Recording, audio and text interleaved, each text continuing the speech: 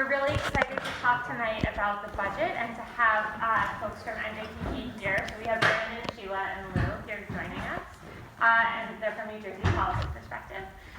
Before we get started, I just want to do a little ad for some new merchandise we have. So we have new cards with our new design, $5 for $7, and we have t-shirts. If you pre-ordered your t-shirt, they are in the bin over there, and if you didn't, we have ones available for sale, and they're $25 each. We have them in both green and red. So with that, I'm going to turn it over to folks from NJPP. Thank you again for coming.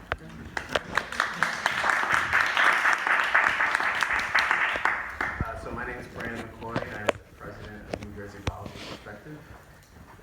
I'm Sheila Weingartson. I'm a senior policy analyst, and I work on tax and budget policy.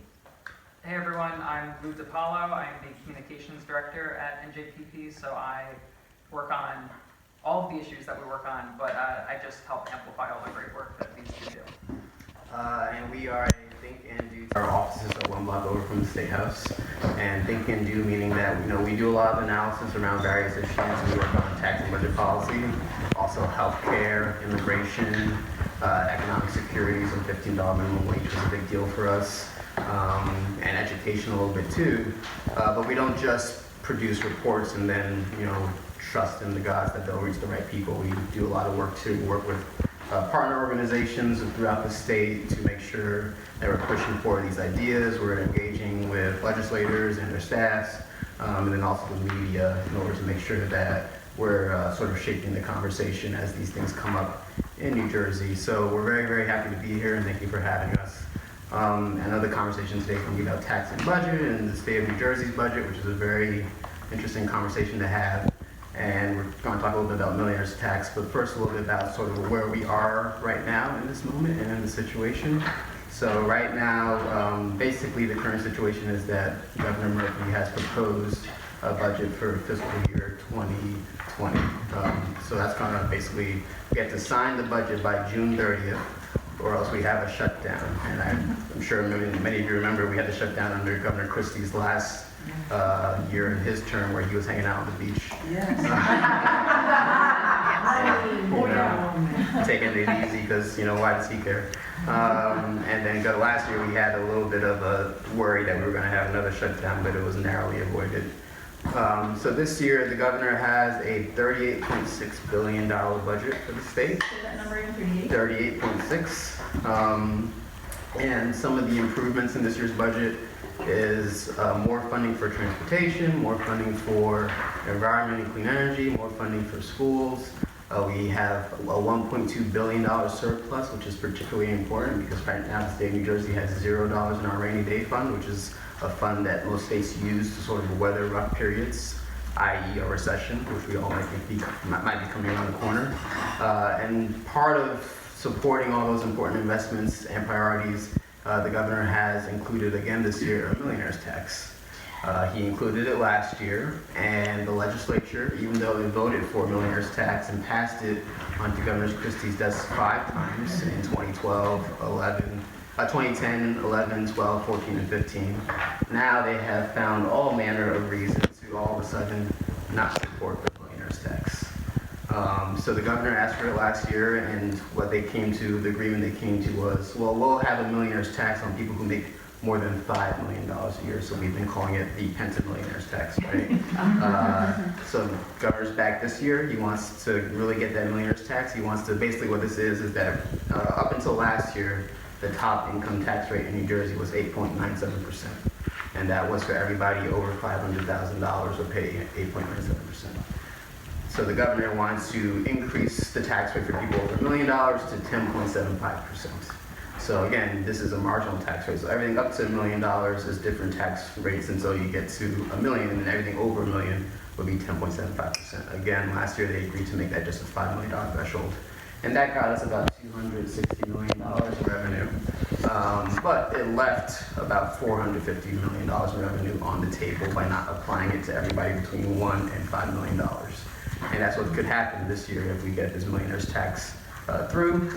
And you'll hear a lot from legislators about why this is a bad idea. You'll hear things about millionaire tax fight, as though paying another 2 cents on every dollar over $1 million is going to make these people flee to Pennsylvania, Connecticut, and Delaware. Fun fact, in 1994, New Jersey had 6,500 high-wealth households, meaning households who make over $500,000 a year.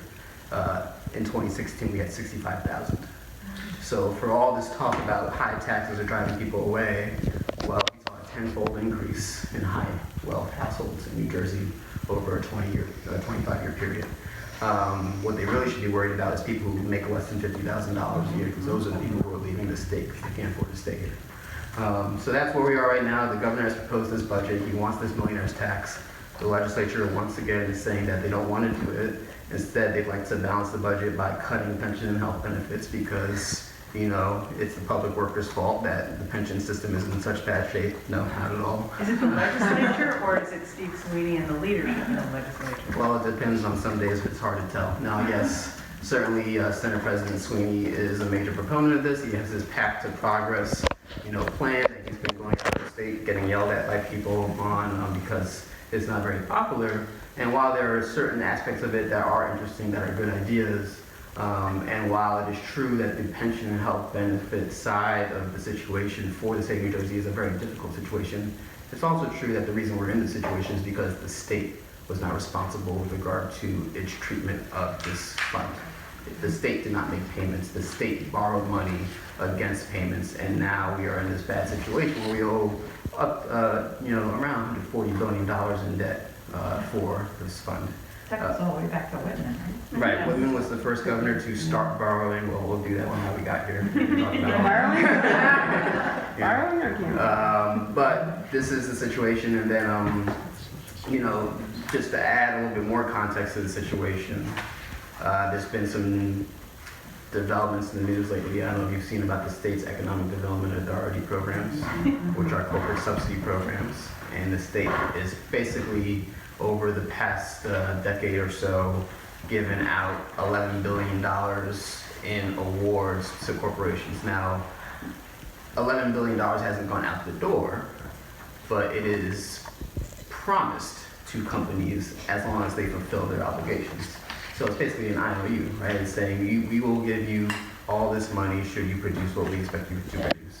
The issue that has come to light is that it seems that many of these companies lied on their applications to the state about their intentions to leave the state.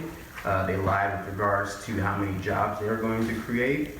And it seems that there were some people under the previous administration, under Governor Christie's administration, who reported that Governor Christie's front office pressured them to approve certain applications for political purposes. So it's very funny to us, we've been sort of ringing the alarm about the EDA subsidies issue because there's this huge explosion in the amount of words that are being made. It's funny to us that when the conversation comes for figuring out New Jersey's finances, the thing that can be on the chopping block is pension and health benefits. But no, we can't do a millionaire's tax. No, we can't revisit these exorbitant corporate subsidies that we've been giving out for, God knows how many years. So if we're really going to have a full conversation about fixing New Jersey's finances, those things must be included too. So that really is the fight for this year's budget, is to get a millionaire's tax on the books fully. There's some concern that maybe they'll do a $3 million threshold or a $2.5 million threshold, right? They don't want to go all the way down to $1 million, but we want to get to $1 million. We want to protect the $1.2 billion in surplus, and we want to ensure that the state is being more responsible with regard to its budgeting practices, so that we can begin to build a foundation of responsibility with regards to how we are going to address our fiscal issues. How do we have, maybe I shouldn't ask questions now. Well, that was the end of that. How do we have $1.2 billion surplus? How do we have any surplus?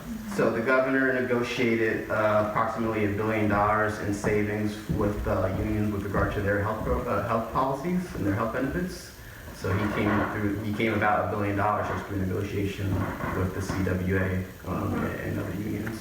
So that's a good way to do it, to do it in concert with organizations and their employees and their representatives, and not just tell them what you're going to cut. So if they've already cut, if they've agreed to cuts to health care for union workers, then why are other legislators fighting for additional cuts to help? So the $1 billion in health savings is not really a cut, it's just savings. They negotiated like different costs of programs and different costs of pharmaceutical, agreements and things like that. So it's not really a cut in benefits, it's just they renegotiated prices, is what it comes down to. Sounds significant. It is. It's very significant. But these are benefits also for retirees, right? So Yes. do they still get union protection? Yeah, as far as I'm aware, absolutely. So with regards to the cuts that legislators want to make, a lot of that would be for future or very, very new public workers. With regards to right now, New Jersey public workers have, a very good health coverage. My wife's a public worker, so I know. Now they're still paying a lot into that health coverage. They're paying a lot to have that, but it's still a very good coverage plan. The legislature would want to cut that down to a lower level plan, roll the coverage back a little bit, roll back the size of the benefit, and reduce the amount that the state pays.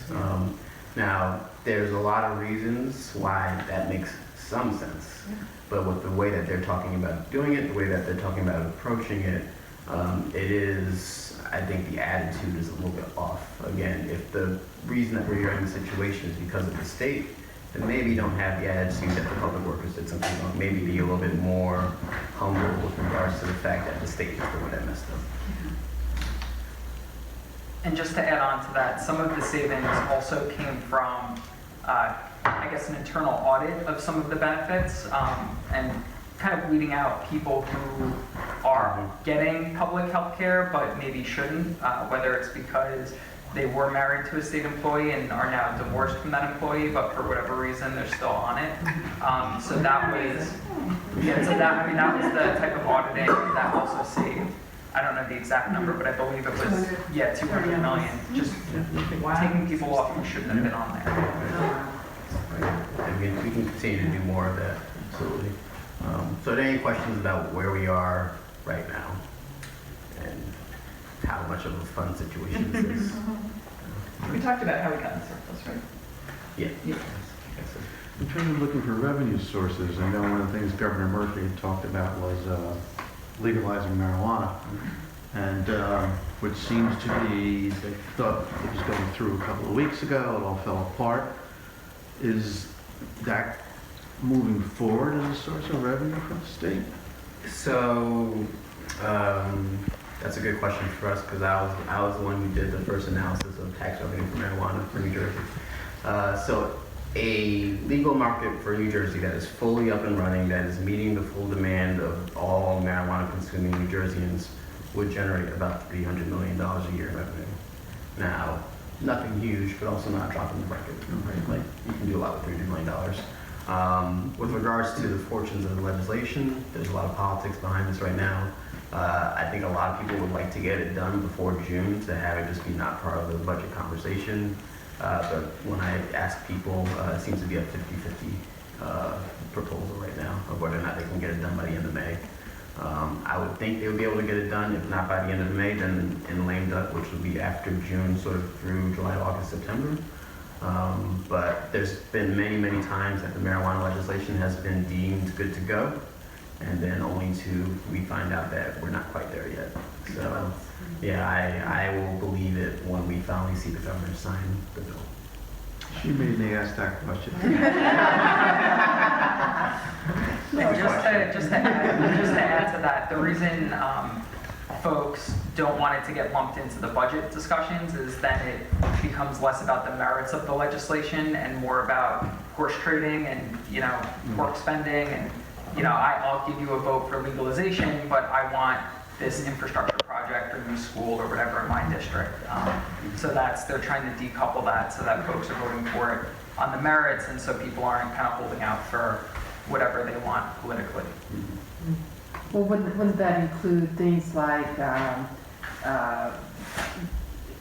awarding contracts to marginalized communities who've been disproportionately affected and things like that? That's another reason to keep it out of the budget discussion, right, so that you can do it the right way. Yeah, and we want to make sure that also, the way that the bill is currently constructed really is would set New Jersey apart nationally. It would be the best marijuana legalization legislation that the nation has seen. In terms of social justice. Yeah, there are a lot of social and racial justice aspects of this legislation that honestly has been what has made it difficult to put together. There are a lot of moving parts to this. It is not as straightforward as people would like it to be, but it is worth the effort. So yeah, people definitely want to make sure that if we're going to move this forward whatsoever, that remains a significant part of it. I thought it was the governor's primary motivation was to decriminalize marijuana. Can't you I'm not opposed to legalizing marijuana. Not in this but can't you decriminalize without necessarily making it legal recreational use? Isn't there a way to? Sure, but so they sort of have done that backwards. The Attorney General has, ordered all police departments to sort of deprioritize marijuana arrests. That doesn't mean that they all listen. Even decriminalization does not achieve the goal.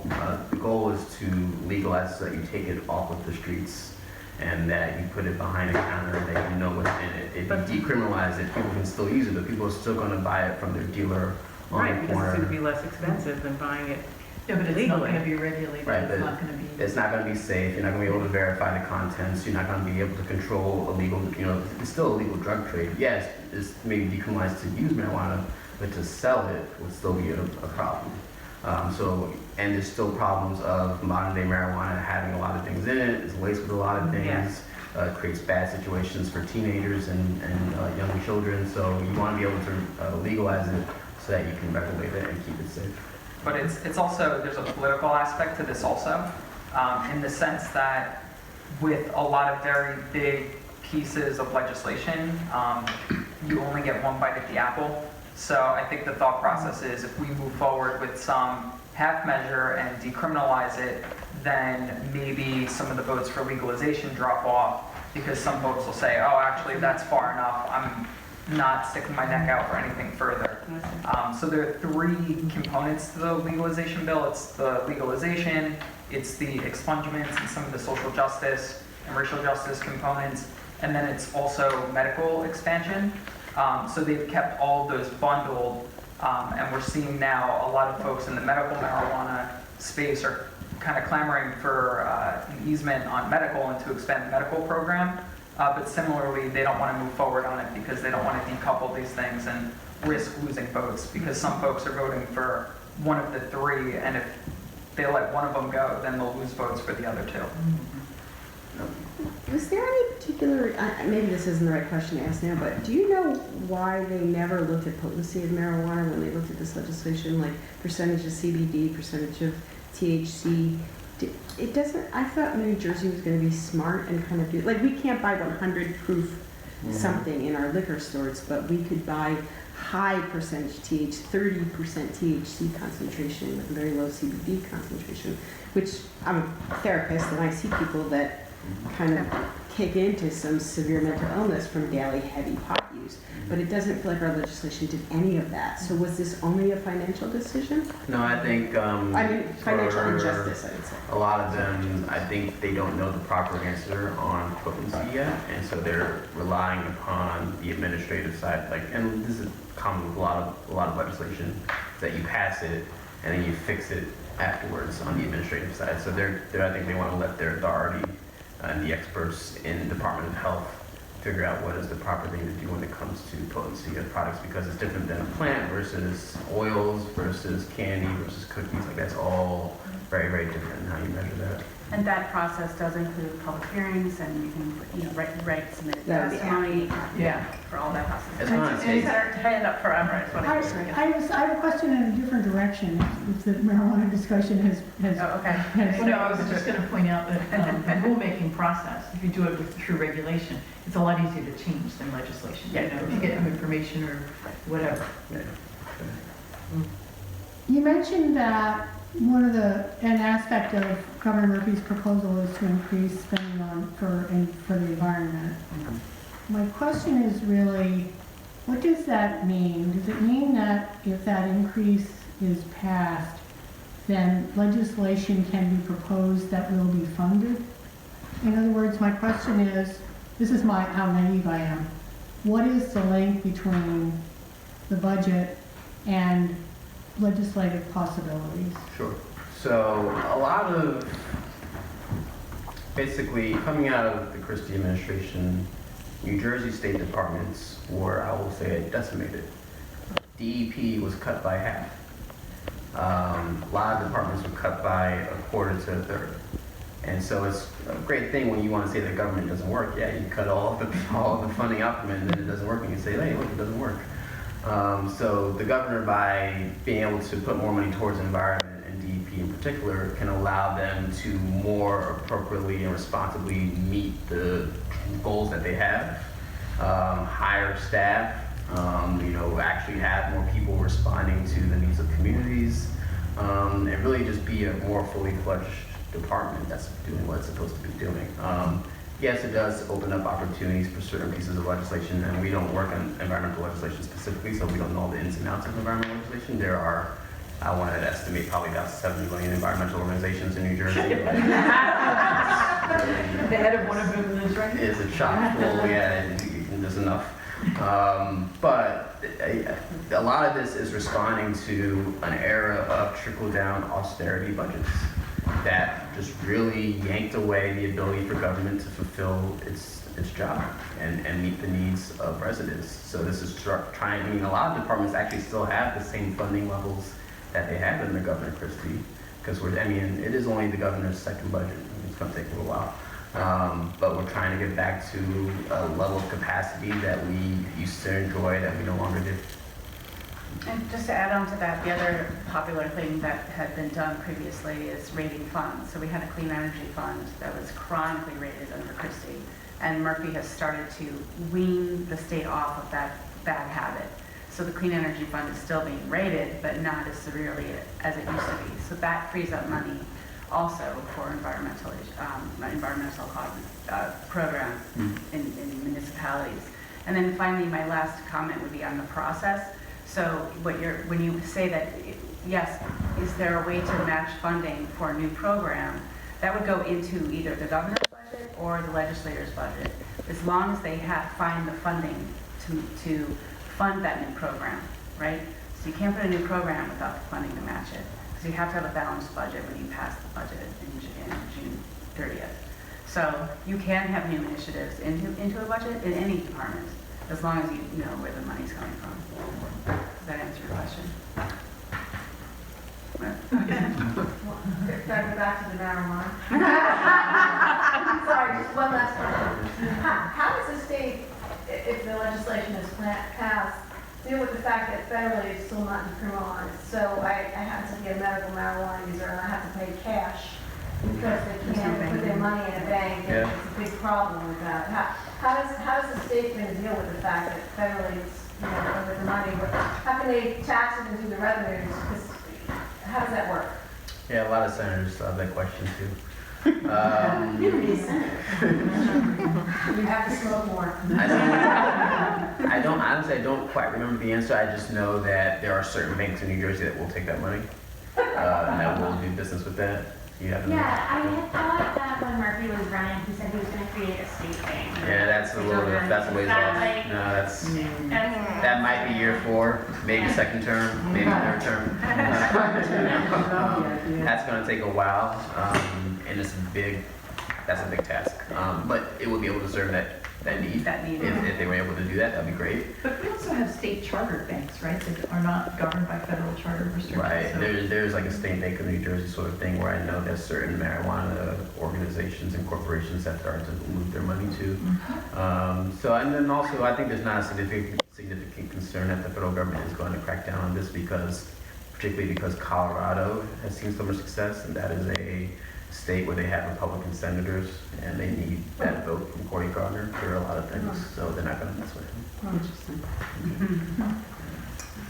So Sheila, you should now talk about how we got here. Sure. It sounds like some of you know this history. I'm not going to go into deep detail, but let's start from more than 30 years ago, when New Jersey actually had a very coveted credit rating. The credit rating agencies take a look at how states finance their needs and their spending, how they spend and how they create revenue and how they, whether they're fiscally responsible or not. And New Jersey was for decades.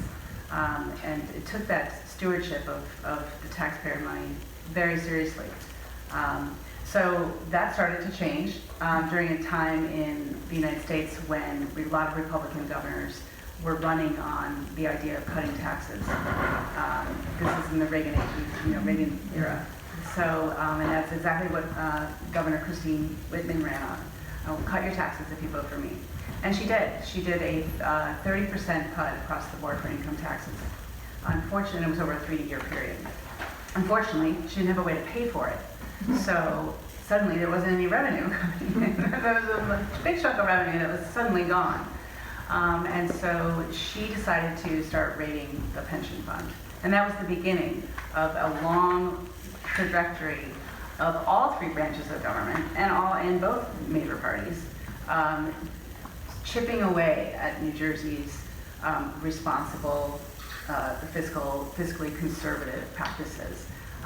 We have done great damage to our pension system, as you have heard, and continue to hear. We have done great damage to the healthcare savings account. We used to have a huge fund for healthcare benefits for retirees. That was raided. So now we're on a paid-as-we-go scenario. There's just no savings account anymore. We have to have that fund, have that money available every budget season. The Supreme Court has backed up the decision to borrow money to make ends meet, year-to-year, annual. Our Constitution says that we cannot borrow money to pay our yearly expenses. We did that. Legislators sued, and the Supreme Court took so long to come to a decision that the bond had already gone through. And so they're like, yeah, just don't do it again. So it's that sort of shenanigans that happen again and again and again. Do you remember the tobacco, when the state sued tobacco industry for lying to the general public about the detrimental effects of smoking? We got a nice big chunk of money, and under McGreevey, that money was sold to future, this is a very wonky, it has to do with being able to sell to future bondholders, right? So you're able to get the cash right away, because that was supposed to be like paid over many, many years. So we were able to get cash right away, but now we owe money for getting that cash right away for decades. Like we're owing that now. So these sort of decisions to cover costs, because God forbid we raise any taxes, has been chronic and has been sort of the default, it's become the default. Put it on the backs of the future taxpayers was kind of the mantra. Well, we are the future taxpayers. That's us now. And so when you hear politicians asking public employees to pay up to put a more burden on them, you're absolutely hearing if you read between the lines, the narrative is, we don't have the cash to do it. We don't have the capacity to do this unless we ask others to pay more. And politically, it's very, very difficult for politicians to be in a position of raising taxes, right? But we, New Jersey Policy Perspective, has for the last 20 years driven the narrative about what taxes are, right? They're part of making sure that we are investing in the assets that are the most important to New Jersey, the state economy, right? They attract businesses, the things that attract businesses, the things that attract families to live here. They all take public dollars, right? The schools. We have some of the best schools in the country. Why? Because we invest in those schools, we invest in our children, and that creates an educated workforce. That is what attracts businesses to New Jersey. We developed a state-run transit system that was a crown jewel for New Jersey for many, many years. That was starved. Operating funds were starved under Chris Christie because we had a governor who was, very determined to become a presidential candidate under the guise of, I didn't raise one single tax while I was governor. And as Brandon was saying, he was very much invested in the idea that if you just cut spending everywhere, it will be fine. And now that we have Governor Murphy in office, we've been actually have had some really unique opportunities to come in to certain departments to talk candidly about how things are going. And it's shocking to hear the stories of how poorly run government was under Chris Christie. He really did kneecap a lot of programs. The Family Leave Program, for instance, that was passed in 2008 under Corzine, and then once Christie came in, he did nothing to help get the program up and running. So all employees contribute their tax dollars into the Family Leave Program, and they have computer software from 1987 doing the claims. So right now, there is a very dedicated director of the Family Leave Program trying to both upgrade the software, which is going to take an enormous amount of work, 2 years easily, while at the same time helping the staff to better process these claims, despite the fact that it's a very cumbersome situation, and to approach each claimant as, somebody who really does deserve these claims as soon as they can. Let's figure out how to make sure that we're not making them wait so long anymore, because they really don't deserve to wait if they have to take care of a sick relative, or if they've adopted a child or have a new child at home, right? So those kind of stories are coming up again and again, because we not only have been going through a period of fiscal irresponsibility. As Brandon was saying, we had 10 years of Christie, which was based on the philosophy of trickle-down economic policy, right?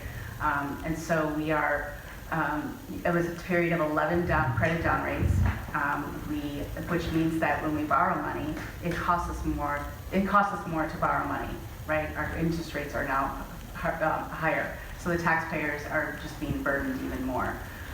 Governor Murphy has made a number of efforts to start reversing that credit down rate situation. He has met a couple times with the credit rating agencies in New York City to say how can we get back on track. And new revenue is part of that equation, and so is building up our rainy day fund to make sure that we can weather another recession or another, God forbid, another hurricane. That's the surplus? Yeah, yeah. So this is going to be a long slog of trying to go back to what New Jersey used to be, a very fiscally conservative, vibrant state that deeply cares about making sure that we are investing in the assets that make the state great. And when we say fiscally conservative, we mean like Responsible. Yes. not the policy of George Bush, but like being careful and considered and rational with how we spend our money. And as she mentioned, NJ Transit received a 90% cut. So we're gonna have some delays. We're gonna have some cancellations when you cut a service by 90% of operational budget. 90? 90, right? And so, just simple stuff like that has been a big problem. So Brandon, what did they do to cover those operating costs? They waived New Jersey Transit's capital fund. Right, exactly. There's no way to invest in new equipment. Exactly. Upgrading safety, Right. expansion, God forbid. Right, I mean, having new stations is like not even like a conversation right now. Like new stations or lines, no. We're just trying to make sure we have enough trains to meet demand, enough, train operators. So I have this is a communication question, I guess, is like, so we're citizens in a small town hearing this information. I think we're a pretty well-informed group of people, but I didn't know some of these things. Maybe others did, I don't know. I'm kind of appalled. I'm embarrassed to say this, I guess there's been a state of the state address. I'm assuming that he told the citizens of New Jersey what he inherited in this governorship. I think it's super important to think of different ways to communicate, because all we see is the political aspect of this all the time, screaming at us in the paper. Sweeney said this, and we make all kinds of assumptions based on our political belief system, but there's certain facts that any reasonable person, I think, should know about, right? Do you take the trains? So is there a communication plan to be more robust? Well, so there's, as the communications person, I was looking at it, yeah. That's the reason why they, NJPP allots money in the budget to pay for a communications person, because it's just so critical. And it kind of manifests itself in many different ways, because right now, the state of NJ Transit isn't great, and the state of a lot of the government departments and agencies, they're really not functioning as well as they could be. But from little decisions, like we try not to vilify government, and we try not to sow more distrust in the government, because it's tough to say government sucks, but we need more money to pay government. It's just kind of like, so a lot of language decisions, we follow best practices in terms of just so when we communicate, we're not putting thoughts in people's heads that the system's broken and we shouldn't be funding it. But it's also part of what we do, like Brandon said at the beginning, was we do not write reports just to put them up on a shelf and say, oh, there's the report, we did the research, we know what's right. I'm on the phone and emailing reporters every single day, weekends too, making sure that they cover our reports and that our analysis and commentary ends up in these articles, so that when folks are reading the newspapers, there are folks who are bringing math and numbers into the discussion. We also pitch a lot of our findings to the editorial boards. So we were having a conversation with someone before this started about healthcare and what's the status of moving towards universal coverage in New Jersey. The Star Ledger just came out with an editorial which endorsed all kids coverage, which was a report that we put out a week and a half ago. So we're always trying to get our findings out so that folks can read them in the paper, and so that also they're in the hands of legislators as they're weighing these decisions. But the communication stuff is just, it spills into every piece of what we do. So I hope that answers the question a little bit, but It does. I just couldn't help but thinking, it's like, this is a great way to communicate, sort of small community meetings and stuff like so that. I think the other element of that is that, just from doing that local journalism blog, New Jersey used to have probably 30 reporters in the State House doing it every day, making sure that was the spotlight, that was the sunlight hitting the State House to make sure that there was transparency to every decision they were making. It's a former shadow of itself. There's an incredible core group of reporters covering the State House. I give them major kudos. There's many. Yeah, but there are not many. But I would encourage all indivisible groups who are interested in making sure that they're taking in what's happening at the State House to support and follow the good journalists, New Jersey Spotlight, The Record, HYY, The Ledger, WHYY out of Philadelphia, who am I missing? WNYC, Politico, New Jersey, The Star Ledger. David Watson's blog. Asbury Park Press. So they have put the, noticeably absent. it's important to support them, and it's important to follow the good journalists who are covering the State House material, because if the legislator is aware that the public is following that piece of legislation, or a legislator is aware that you are, keeping an eye on things, they're going to fight for you, but more efficiently. Yeah, If no one's paying attention to them, they're not going to fight for you. When we do talks, a lot of people, they're so, and it's easy to understand because it is a big deal. People's everyday is so dominated by the president. Yes. The national That it trust. allows local stuff to slip. Yeah. And I think legislators and people who are engaged in local politics are sort of having a golden era of being able to do whatever they want. Because honestly, when they get 10 calls to their district office, they freak out. Well, the gerrymandering legislation is a perfect example of all of these indivisible groups The redistricting. Yes. Yeah. just coming in. It wasn't invisible, but it was a bunch of other. Yeah. But we hadn't seen something like that in a very long time. Yeah. And to see them run like they ran. They said, oh, never mind, right? Yeah, so if we could get that sort of enthusiasm We on a just- regular basis, we this do- would be a very different state. So we do a bunch of different stuff. One thing that's in, one of these easy things to contact legislators, some people I call, other people I'm sure call their legislators here, but is to do postcard parties. Yes. And I don't, sometimes I think, it's great when we always get great turnout at all of our postcard Yeah, parties they are in New Jersey and Pennsylvania for our indivisible. And The wine. wine. It's the medical marijuana.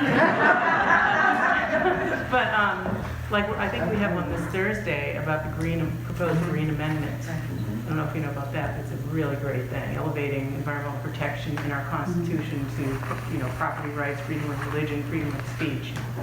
Anyway, then I think, this is great, we're gonna overwhelm our legislators here in District, 15 and 16, basically, with these postcards. But what about other indivisibles across the state? Or if it's only us doing it and we're not all sort of time coordinated, it has an impact, but it doesn't have a maximum impact. I don't know. We can figure that out.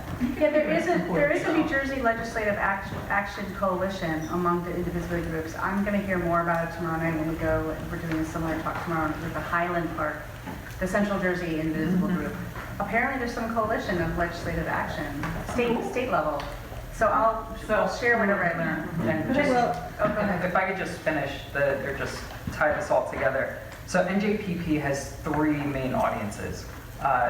Legislators, clearly, because we want to influence policy outcomes, but then it's also the public, and it's also advocates and activists. So the public, that's where we get it, placing op-eds and editorials and getting covered in the news, but then it's also taking our findings and giving them to the groups that are advocating them and that are calling their legislators so that we can equip them with the facts and figures to make these points as sophisticated as possible, so that it's not just people kind of yelling at their legislators, but saying, no, here's what the data says, and you're on the right side of history and the numbers and the math if you move forward with the millionaire's tax. And to that end, my ask to all of you, and I was going to save this for a little later, but we have a sign-in sheet up front, and if you could all just please sign that and give us your email address, because that's how we communicate that, and our Twitter and Facebook. We're very active on Twitter. But through the emails, we have a Friday email newsletter called Friday Facts and Figures that we've recently started over the past year. And it's essentially 5 numbers from the past week's news, just to contextualize some of the big policy debates that are happening, but also so that you have some talking points, so that when you're talking to folks at meetings like this, or your family members, or if you're calling a legislator, so that you can say, oh, but NJ Transit was cut by 90%. That was one of our figures maybe 2 months ago. So we're always putting little nuggets like that out there so that folks are equipped with the stats and the math. Do you have actual talking points about the millionaire's tax in particular? What do you want? In your newsletters or whatever that we use? We do. We have tons of reports, we have tons of blog posts. And if I could just transition, because Sheila put out this incredible, I'm not sure if it was a report or blog post, but it was, Face It New Jersey, You've Been Robbed. And it laid out all the historical context for where we are right now. And there was a great graphic in there that we put together, kind of mapping out all of the revenue that the state has lost under the Christie years. Because rightfully so, when people talk about tax increases and the millionaire's tax, and Murphy wanted something like 1.7 million in new revenue last year, now he wants 500 million in new revenue. People are thinking, we're taxed enough, why do we need more tax dollars? And it's because we've been cutting taxes for the past 10 years. For the rich, yeah. So we never renewed the millionaire's tax because we had one back in 2008. So we never renewed it. So that was $800 million just off the table now every single year. We cut the estate tax, which was only paid by the top 4% of households. That's $600 million a year. So that's twice what legalization is going to bring in. And everyone talks about legalization like it's a windfall. They also cut sales tax, which 3/8 of a penny, you know, it maybe saves you $45 a year, whereas if you're buying a new Maserati, it's thousands and thousands and thousands of dollars. So even something. Yacht tax cut? Yeah, they got rid of the yacht tax, they cut. If you take a limousine, you don't pay sales tax anymore, but if you take an Uber, you do. Yeah, and corporate taxes that they cut in 2011, that was $300 million. There are tons of loopholes in the tax code that Christie created. So, yeah, things like that. We provide the context so that when folks say, oh, but you know, we're taxing up, you can say, no, actually, these are all the taxes you cut. And in this year's budget, that would have been $3 billion extra, but instead it's staying in the pockets of the wealthiest 1% of people. And in addition to, I'm sure, very robust reports, you have very quick and easy talking points for people whose heads are in the Trump issues Yes. and just That- need the facts and 5 figures. minutes. You have to and give get those. that. Yeah, we have explainers, we also have, someone brought up the state of the state. We started doing this other thing this year. We've done 2 so far, one for the state of the state and one for the budget address, and it's essentially just our rapid reaction. We sit down over pizza in our conference room and we just have a very informal conversation, trying to contextualize and pick out some of the nuggets and some of the big speeches. And it's a very fun and lively conversation. We have different memes and GIFs in it. It's very, It's just written like a blog. yeah. So we're always looking for new ways to put out content that's very easily digestible for folks. So, Follow-us is 1, 2, 3. Okay, so all the stuff you have is great. And so we're now 2 years in, we kind of have a sense of how to get people activated and what works in our little community. And I suspect that if we were in South Jersey, other things might work in those groups and it changes. So it looks like if I wanted to, suppose that, you know, so we have a few people, I'm thinking you talked about numbers, important numbers. You know, Olga pulls that together frequently. She'll pick out the important numbers. Here's the numbers of this. I guess my question is, do you have, and this is like the lazy, indivisible person's request, do you have easy to access packets of, we really want to talk to your 1,400 people on Facebook.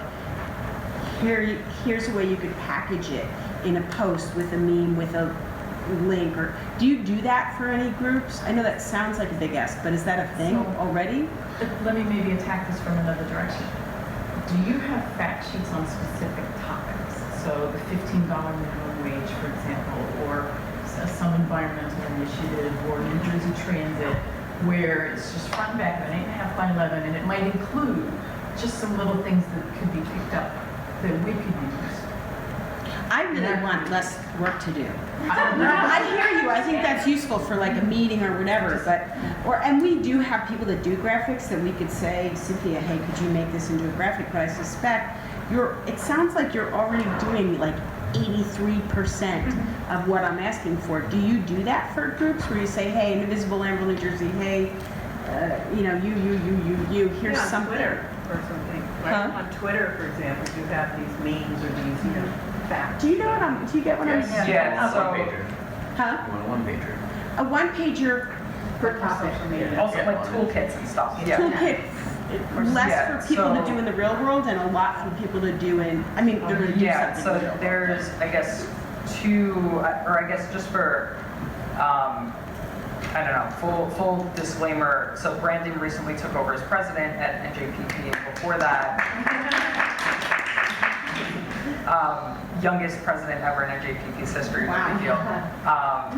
But we still haven't filled his position yet, the one that he previously had, where he was managing a lot of the government affairs and the outreach. So we're a little short-staffed right now. So these are things that we've done in the past, kind of ad hoc.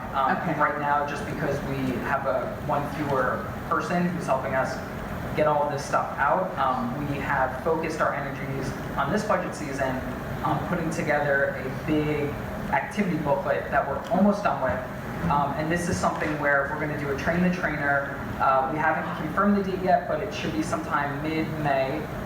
Will presumably be at Rutgers or somewhere in New Brunswick. And that will be a training with all of our data, but easily digestible, And it'll be something where once we train all of the wonderful grassroots leaders across the whole state, we will then make available the PDF of that, and we'll even print it for folks who don't have money for printing, so that the grassroots leaders will then be able to take that to their individual meetings and run that training and that activity for folks, because it's the type of thing where it's all guided discussions and guided questions, so that once you've been through it once, you're well equipped enough where you can lead the training. I also heard you guys like postcards. We're going to be making postcards that we're going to be giving out to all the grassroots groups, and that will have, you know, bullet points and some of the big numbers and main arguments. And this is all around just the budget season? Right, it's Yeah. just budget. Yeah. It's not- Yeah. So to also answer your question a little bit more long-term for what we're going to be doing as an org, one of my primary goals as president is to, we're very good at data and analysis, and we're very good at being wonky and nerdy. I want to be better at reaching people where they are and providing information in a way that helps them understand the issue, no matter where they're coming from, right? So like, I want every report that we do going forward to be paired with a 90-second video from the author of the report explaining why it's important and what the key findings are and what the next steps are, right? Like, straightforward. A video, having a one-pager for everything that we do, that's pretty major, which this is a pretty major thing.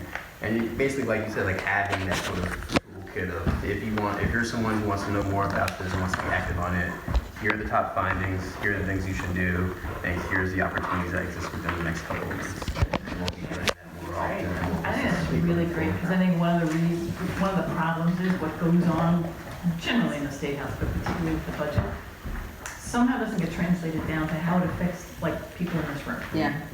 You know? Absolutely. How are you funded? And is there an equivalent organization who fights for, not the way you articulated it, which is investing in assets for our future, but the other articulation, which is that the trickle down, which we know is debunked economically? So my question is, Who's how our are enemy? you funded? Who's our enemy? Who are the other view, and are they equally funded? So the way we are funded is through a variety of different ways. One is we get grants from a couple of national foundations, and some of them you'll be familiar with, like Ford Foundation, Open Society Foundation, Robert Wood Johnson Foundation right here in our own backyard. That helps us do a lot. But we also get a lot from individual donors, and the individual donors piece is actually more important for us. You know, grants pay for what grantors are interested in. Grantors are not interested in helping us pay for health care and rent. So having individual donors helps us pay for the basics and also helps us be more independent, right? It helps us do the things that we think might be more important for New Jerseyans, but maybe some national funder really isn't into at the moment. So I will say it again at the end of this, but if you appreciate the information that we're providing to you, please consider donating to us, because it really makes a huge difference in allowing us to do the information and do the analysis that we do. Regarding oppositional organizations, you know, we are sort of lonely in this space, which can be a benefit and a negative. But there's some people would see an opponent of ours as the NJ Chamber of Commerce, even though I don't think they're an opponent. You know, they have a different view, but I don't think they're an opponent. Some people would see New Jersey, your neighbor, New Jersey Business Industry Association. I think they would see themselves. They would, but I had a meeting with her the other day, it was good. You know. They found one thing that we had caught, EITC, we're doing EITC. There is an organization called Garden State Initiative that started out last year that is headed by Governor Christie's former chief of staff. And they are, I don't think they have any policy analysts on staff, but they got a lot of PR people. So I think, yes, are they as equally funded? Honestly, I don't know. I don't think so. They're funded by the Koch brothers, though. Yes, they are funded by Koch. Really? Yeah, it's the State Policy Network, or whatever it's called. I will never include any of their articles in my headlines in Millionaire. And they have 0 policy analysts on staff, so they promote themselves as a think tank, but I mean, there's not much thinking there. It's just all spin and ideology. So it's my goal for us to, because when I was lucky enough to get the position, someone said about our organization, like, well, you may not agree with their view, but you can't question their numbers. And that's what I want to remain to be the case, that even if you don't agree with us, like, our analysis is rock solid. And I don't think you can say that about anybody else. I think the only other organization I would say is the Americans for Prosperity does have a New Jersey chapter, but it's not that And she just left. Yeah, that one person, that one lobbyist left. But it's mostly, we're mostly up against business and corporate interest groups. So a lot of associations, like the Restaurant Association was fighting us on the minimum wage. The Business and Industry Association, they are opposite us on pretty much every issue. Yeah. But every now and then you find things you agree on, so you try not to, They're more colleagues. We see each other in the halls, the state halls all the time. But I will tell you that business lobbyists are in those halls every day. And there are hundreds of them. Yeah. For every time that we go in, there's 30 people going in and saying the opposite. Yeah. So, Sorry. So, June isn't that far away. Correct.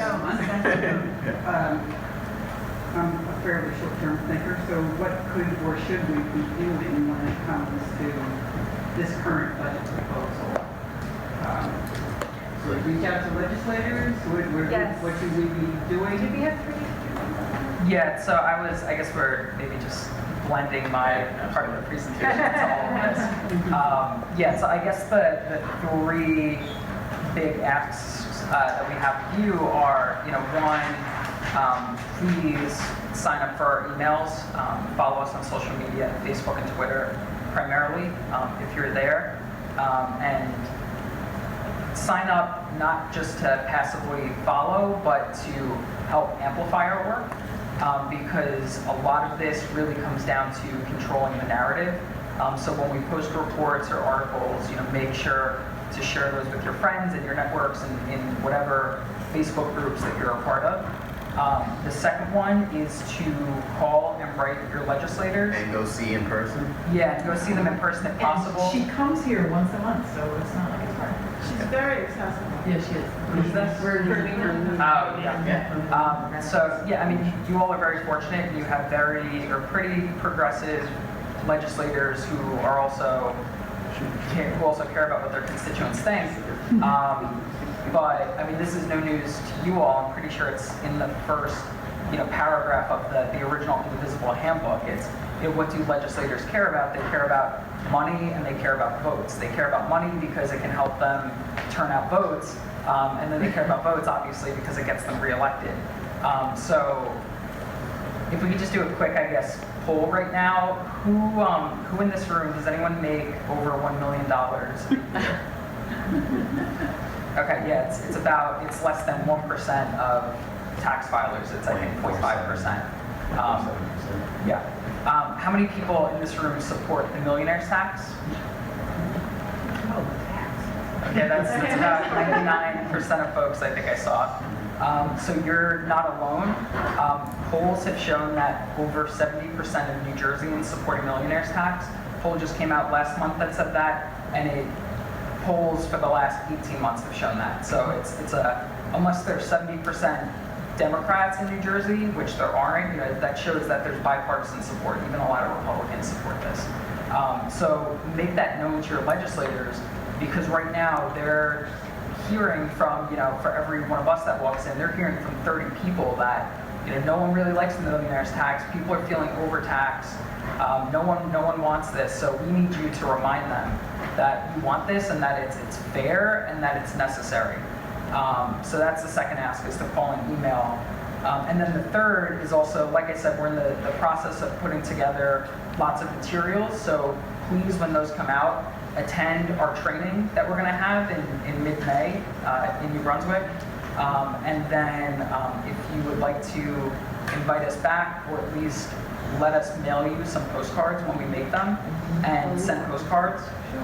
But the beauty of this is that the millionaire's tax is so short and sweet and simple that you don't even really need to pull up our website to be able to call a legislator and say, we need the revenue, it's the fair and right thing to do, and these millionaires have been the main beneficiaries of every major change to the tax code over the last 20 years. And this isn't true of your representatives in this district, but for most representatives in New Jersey, they voted for it 5 times. They, like 5 times over, they said this is the thing we want to do.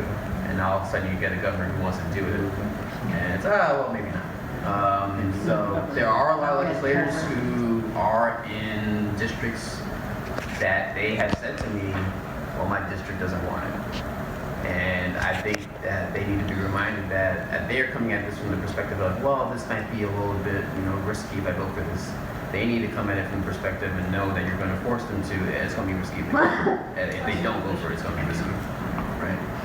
Lou, do you put like specific asks for calls to representatives on your Twitter page or on your Facebook page that like calls to action?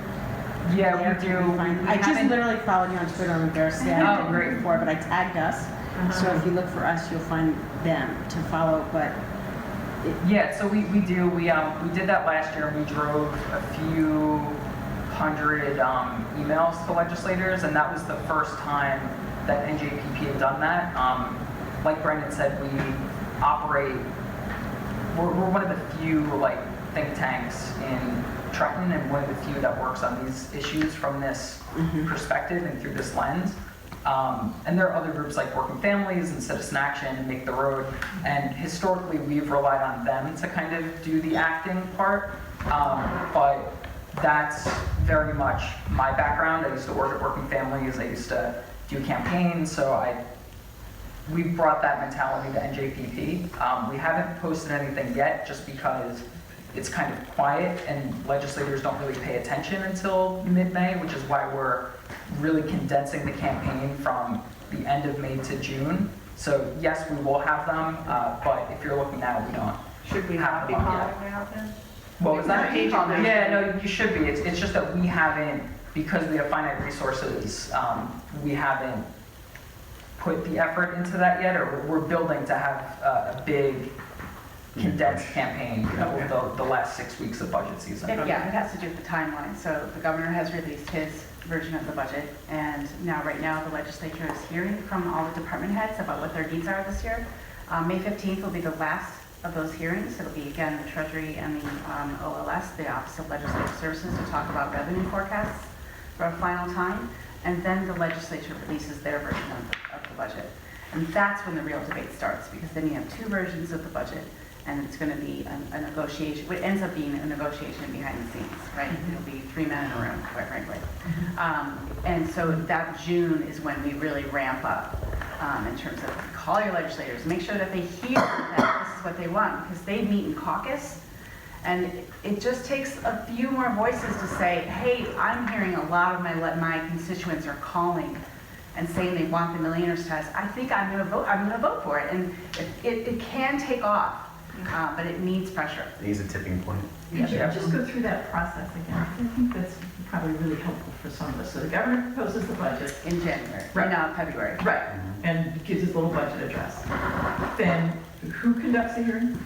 The legislatures, the budget committees, and both the And are Assembly they- and the Senate. If They are somebody open had to the nothing public. better to do and wanted to Yes. nap, they could go? Yes, but You can testify. so the public not hearings, anymore. it's a different, Not anymore. so the public hearings are both departmental, they're invited, department heads are invited to give their presentations. The public is also invited for 3 different public hearings, both for the Assembly Budget Committee and the Senate Budget Committee. Some of them are done in Trenton, some they move them around the state. Those have already taken I was place. going to say, they're done now. Yes, Yeah. they're done.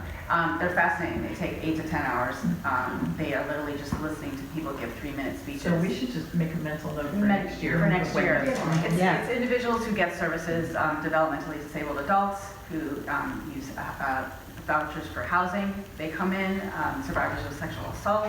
It runs the gamut of who's coming. A lot of principals, people who need education in their education dollars in their district. I tend to go every year and mail away at new revenue. I want new revenue. We need new revenue, and I also advocate for responsible budgeting practices. So yeah, it's a free for all, but it's very regimented, 3 minutes, and then it's all over May 15th, and then the leadership comes together to craft their own version of the 2020 bill. Thank you. 2020 bill. And to give you a sneak peek, because we don't know what the legislature's budget looks like yet, but like Brandon alluded to before, Senator Sweeney's path to progress and the cuts to pension and health benefits, the legislature and the governor, there's really not much disagreement on where to spend money. They all see the value in increased funding for transit and education and environmental protection and all these great things that we need more of. The disagreement is on how we fund those. So the legislature's budget will probably be 98% the same in terms of spending, but how we pay for that will be very different, and that will be where you'll see proposed cuts to pensions and benefits, and who knows what else they're going to cut. Maybe they'll cut the rainy day fund or the surplus. That's to be seen. And so this is part of a broader effort for us. We're building what we're calling a budget blueprint. And we made one in 2017, I want to say. And it was it was about 18 pages long, and it's time to make a new one because about half the things in there are done. We were very successful with a lot of the things in the first 2 years of this administration, so it's time to rethink what we want to do. But part of that rethinking is tackling a big problem in New Jersey, as we discussed today, which is the way we go about doing budgeting. It is a hectic, Groundhog's Day-like experience. Every June is the same. It is ridiculous. It is a breakneck pace, and then it's hurry up and wait, and then you're all just waiting around for news of the 3 men in a room, and what's the news coming out of there, and where do things sit. Who are the 3 men in the room? The governor, the Senate president, and the Assembly Speaker, the three heads of government in New Jersey. And to give some of the political context and why it's, I don't want to say very likely, but why there's a real path to actually getting the millionaire's tax this time, is that, so it's the 3 men, the Senate president, the Assembly Speaker, governor. This November, literally, so it's Assembly Speaker Craig Coughlin, who's from the Sayreville, Central Jersey area. Senate President Steve Sweeney, who's from Deptford and Southern New Jersey. And then Governor Phil Murphy. So what we've seen over the last 2 years is that the legislature has been very deferential to leadership. So individual legislators will not take a public position on bills until they get the thumbs up from, if they're in the lower house, Craig Coughlin, the upper house, the Senate president, which isn't really what a healthy, thriving democracy looks like, but that's a conversation for another day, or maybe the next question. But that's why one of the major asks that you all can make when you call your legislators, because you do have pretty independent legislators, is ask them to take a public stand. We've seen it happen in a few areas. We've seen some Passaic County, Essex County, Hudson County legislators come out. In support for the millionaire's tax. In support of the millionaire's tax. And at first, there was rumors that they were going to be punished by leadership. But now enough of people have come out that we think more folks might make a public stance. And if we can do that, that's how you build momentum. And in the lower house especially, the Assembly Speaker actually runs his caucus in a very small d democratic manner, where he has his staff call up the individual members every week or every other week and just check in and say, where's your head at on these big issues? What are you thinking? And then he takes their concerns into consideration. So if we get a lot of legislators saying, I've gotten a lot of calls in support of the millionaire's tax, I'm thinking about coming out and publicly supporting it, then that just makes everyone's work a lot easier, because then the barrier to getting the next legislator to come out publicly is a little lower. Yeah. And that's how we're going to make this happen. And we want to capture this momentum long term, right? So we want to get out of this sort of Groundhog's Day every year scenario, because right now that the way that legislators think about the budget is a year-to-year scenario. It is, how is this budget going to pay for the pension next year? So we're going to start pursuing a campaign around better budget practices at large that include things like multi-year projections, thinking out 2, 3, 4 years in advance, trying to be more forward-thinking, have more foresight about pending events, both natural and political and economic, and force legislators to think beyond their noses and think beyond the next year and when they do budgeting, just like the rest of us do. But that's a major problem with how New Jersey does budgeting is it's just the same thing every year. It's the same problems every year and prevents us from thinking big about the issues that actually we face. The two men who you mentioned, the Sweeney and the other gentleman, the leaders, is there any political worth to having individuals, because they're not ours from this district, to calling them and just saying, well, look, we know some ways that you're the ones who lead and give us the yay or nay and how to vote on big issues. And we've read sometimes when you call and you're not part of that zip code, it's like, don't waste your time. But if enough people call these leaders and said, we're not in your district, you'll know that right away, but we do have impact in terms of spreading information, in terms of helping or hurting the next election cycle. I think it's helpful to call leaders because then that way they know that their members aren't bluffing when they say that they're hearing from their constituents. And so now if it's not the assembly speaker is getting a bunch of calls from this district, well, he knows that's real. Now, he has a different phone number for his speaker's office than he does for his district office, right? Yes. All that. So the first call you should always make is to your own representatives. That is the most important phone call. So for you all, that's 3 phone calls unless they share an office, your state senator and your 2 assembly people. But yeah, I mean, if you're all on board with this, then yes, the next call you should be making is to leadership. So staff will tell their Yeah. bosses if it's a non-constituent, this person. But it's going to the leadership office, not the district office. No, I know, that's what I mean, that's my point. So if I were to call Sweeney's offices and say, but not your constituent, but this is what I believe is this his But you're not staff calling person. Sweeney's office, you're calling the Senate President's office. Right. It's his office, but it's not Right, his it's not the district office. Yeah. Right, so So state as the office, Senate President, he has no constituents. His constituents are senators. Yeah. My question would be a little Okay. different direction, like, what indivisible groups are in Sweeney's district, and are you talking about? Oh yeah, we were them 2 weeks ago. So and Cool. but the thing is that as leadership, they have different priorities. So Craig Coughlin is less concerned this year about what his district thinks because he's in a relatively safe district. I mean, the chances of him losing to a Republican are very thin.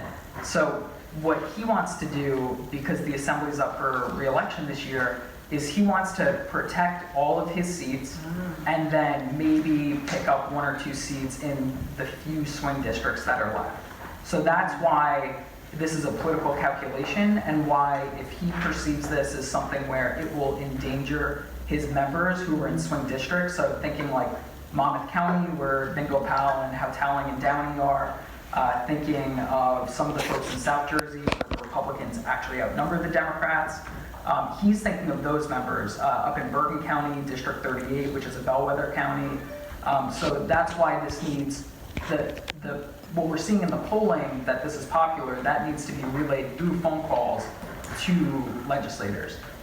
So, I mean, to answer the question before, it's really, the data I don't think is conclusive that it really is a positive benefit to call leadership if you're not in the district. But you all have family members or neighbors or friends or other folks who maybe showed up to the indivisible holiday party, but not to the regular monthly meetings. So if you can call them and tell them to also call their legislators, that's how this kind of reverberates and ripples and how we get more people to generate phone calls. So we have about 10 minutes left. So I think we're going to stop taking questions for now. If you have any final comments you'd like to say or anything along those lines, great. Some of the things that pushback you might get from a legislator might be about the federal tax law. They're worried about putting in a millionaire's tax in because of what's happened with the loss of state and local tax deductions, the cap.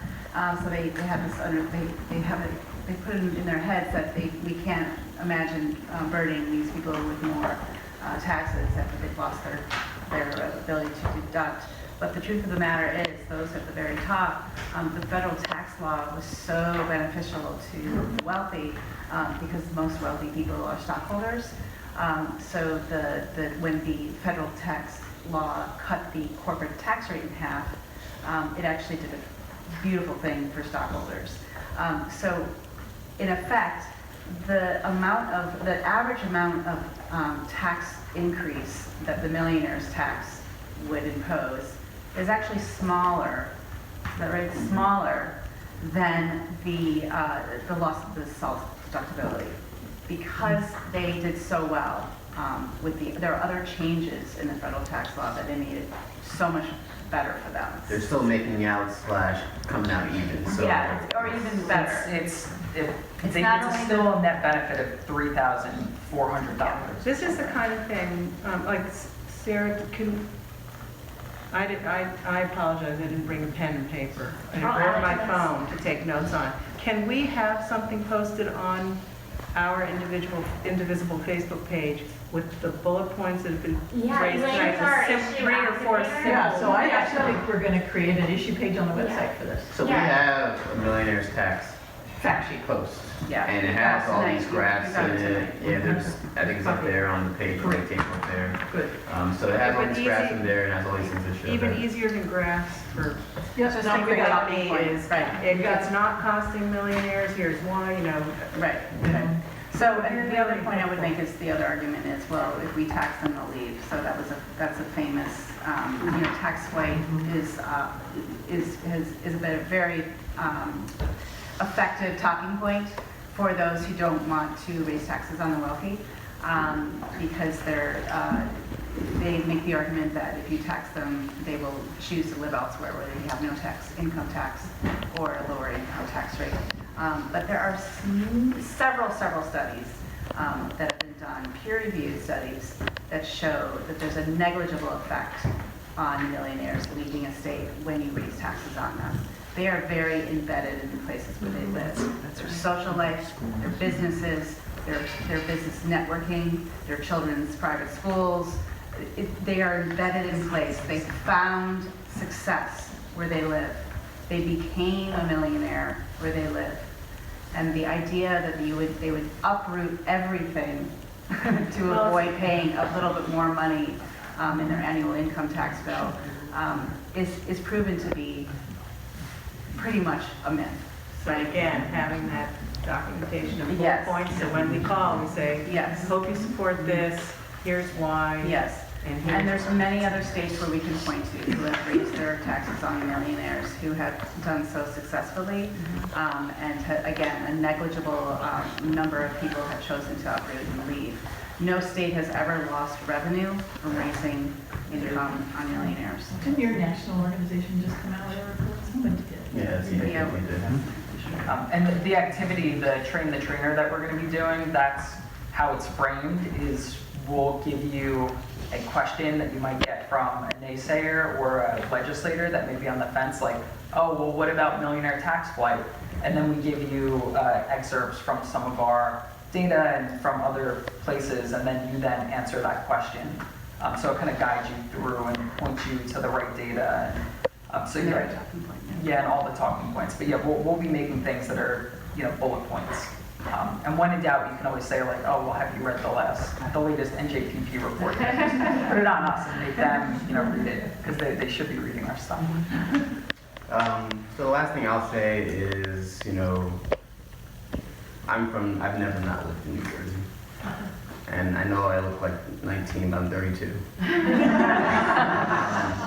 And I went to undergrad here, I went to the College of New Jersey, I went to Rutgers for grad school. I have a house in Trenton now, my partner, who's from Minnesota and now is a New Jerseyan. We have an enviable location that no one else can match. And while we've messed up a lot of things, we will never lose our location. We are in the middle of the most active and productive economic region in the entire world. So if we just do the right thing and get our act together, we'll be totally fine. But that requires us having a sense of history and a sense of learning from that history. And that's something that I hope you all got from this conversation today, and that we're going to try to be better at going forward with regards to our reports. But there's a lot to be proud of in this state, and I want to reiterate that because I hear negative things all the time from everyone about living in New Jersey. There was just an article in the Ledger, an op-ed saying why I'm leaving New Jersey because of property taxes. And I said, you know what else property taxes? The millionaire's tax. Straight to property tax relief. But, you know, and I know that we're just sort of a glass half empty sort of folks here in this state, but still, from our education system to our diversity of geography to all the things that we have access to, we got a lot going on. And I think we need to, you know, do a better job of focusing on our assets, pumping ourselves up for all the things that we have, of not being so down about people leaving all the time. I mean, the Garden State Parkway still has a ton of traffic. People are not leaving. But there's a lot of things that are happening in New Jersey, but it took us 25 years to get into this situation fiscally. It's going to take us at least that long to get out of it. And so we're going to have to be consistent in fighting for and demanding the things that we know must happen. And this fight is not tangentially different, or I'm sorry, tangibly different than the fight that you see nationally. And I know this organization was started in the same vein as Bernie Sanders and Elizabeth Warren, a lot of the things that they were fighting for. And that's the same fight here in New Jersey. We want to stop a lot of the giveaways to corporations and wealthy individuals at the expense of everybody else. We want to stop giving away tons in corporate subsidies and then being told that we can't invest in our train systems or our schools or our infrastructure. And that's all this is. It's, you know, there's a lot of wonkiness to it, there's a lot of nerdiness to it, there's a lot of stats and figures. But at the end of the day, all we're saying is that we all should not be collateral damage and everybody and the wealthy and the well-to-do making out. And that's all we're fighting for. So thank you very much for having us. We can stick around.